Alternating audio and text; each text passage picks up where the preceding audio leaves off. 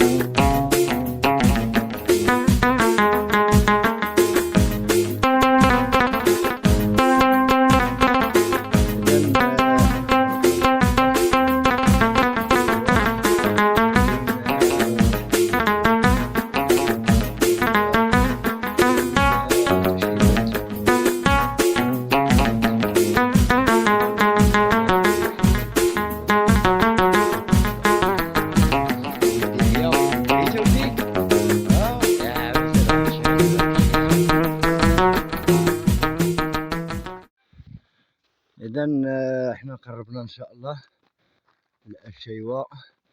كاين واحد سكنة هنايا كيقولوا لها تشيوات، هادي تشيوات، وحنا ان شاء الله راه غادي نمشيو لأشيوة ان شاء الله الرحمن الرحيم. ولدي عييت يا ولدي؟ يا مازال واحد شي. هذه هي البلاصة اللي كان كيدوز منها المستعمر الفرنسي، كانوا كيدخلوا لقلميمة من هاد الطريق هادي، كانوا كيمشيو لقلميمة، ونظرا لهاد الجبال هادو كانوا كيتخبعوا هنايا قطاع طرق والناس ديال المقاومة وكذلك المهم هنا كان كيتخلط البارود ما بين البارود المقاومة والبارود ديال قطاع الطرق. هذا أشيوة.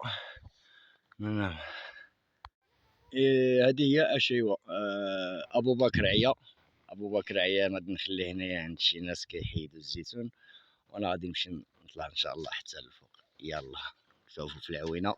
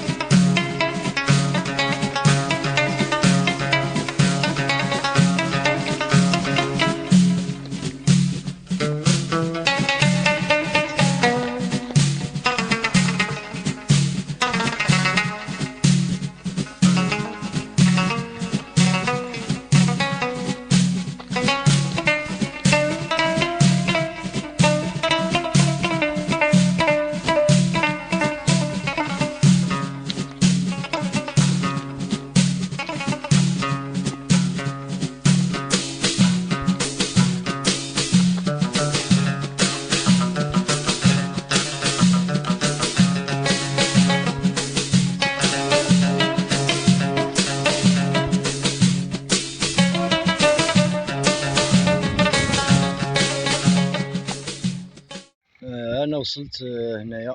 هذه هي البلاصه فين كيعمروا الماء، العوينه الفوق بين الجبال دايرين لها الساقيه، عمروا الماء ديالهم هنايا في هذا السريج هذا منو كيشربوا. سبحان الله العظيم، شوف الناس فين عايشين. تا الانتباه ديالي الحجل هنايا موجود، السناجب موجودين هنايا. نتمنى يعجبكم الفيديو، تعجبكم هاد الرحله وتستمتعوا معايا بهاد المناظر الجبليه. اللي كيشاهدنا اول مره فعل الجرس، شارك في القناه، لي لايك جيم لي لايك. يلا فيديو مقبل ان شاء الله الرحمن الرحيم. السلام عليكم ورحمه الله تعالى وبركاته.